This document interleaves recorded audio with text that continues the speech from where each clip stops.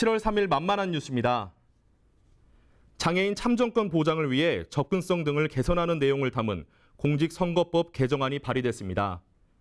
바른미래당 김수민 의원은 투표소와 사전투표소의 1층 설치 등 접근성 보장을 담은 공직선거법 일부 개정 법률안을 지난 28일 대표 발의했습니다. 현재는 투표소가 장애인이 접근하는 데 불편한 지하 1층 또는 지상 2층 이상에 설치되는 경우가 많아 장애인에 대한 편의 제공이 부족한 실정입니다. 김 의원에 따르면 제7회 전국 동시지방선거 사전투표소 특정 광역시의 경우 사전투표소 139곳 중에서 지상 1층에 설치된 곳은 31곳에 불과하다며 지하층 또는 지상 2층 이상에 설치된 사전투표소 108곳 중 승강기가 설치된 곳은 53곳에 불과한 것으로 나타났습니다. 이번 개정안은 사전투표소를 포함한 투표소를 지상 1층에 설치하도록 하고 부득이하게 투표소가 지하층 또는 2층 이상인 경우에는 승강기나 경사로 등이 있는 곳에 투표소를 설치하는 내용을 골자로 담았습니다. 또 장애인이 투표에 불편함이 없도록 국가가 선거용 보조기구를 개발해 보급하도록 하고 각 투표소마다 장애인의 투표를 보조하는 보조원을 배치하는 내용을 추가하는 안이 포함됐습니다. 다음 소식입니다. 한국장애인개발원이 지난 28일 혁신 로드맵 10대 과제를 발표하고 전문 기관으로의 도약에 나섭니다. 우선 개발원 내 장애인 고용률을 현행 6.4%에서 1년 내 10% 이상으로 확대하고 이 중 여성의 비율을 50%까지 높이겠다고 밝혔습니다. 또 장애인 당사자가 참여하는 정책연구과제 선정위원회를 운영해 현장 중심의 정책을 개발할 예정입니다. 내 외부 전문가들로 구성된 혁신위원회 회의에서 내놓은 전략 방향은 수요자, 지역사회, 현장 중심 서비스 강화, 경제적 자립 기반 강화, 평등한 사회 참여를 위한 기반 구축, 사회적 가치 실현을 위한 투명 경영과 공공성 강화입니다. 사업과 조직, 인사 분야에 각각 6대 4제 과제를 선정해 총 10대 혁신 과제와 27가지 실행 과제를 추진합니다. 사업 분야에서는 장애인 당사자가 참여하는 과제 선정위원회를 운영하는 등 현장 중심을 강조하고 장애인 개발원의 사업들을 확대, 강화할 방침입니다.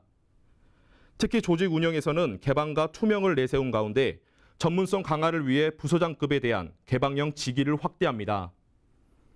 또 감사실을 신설하고 채용 비리나 성 비위 등 중대 비리에는 원 스트라이크 아웃제를 시행할 방침입니다.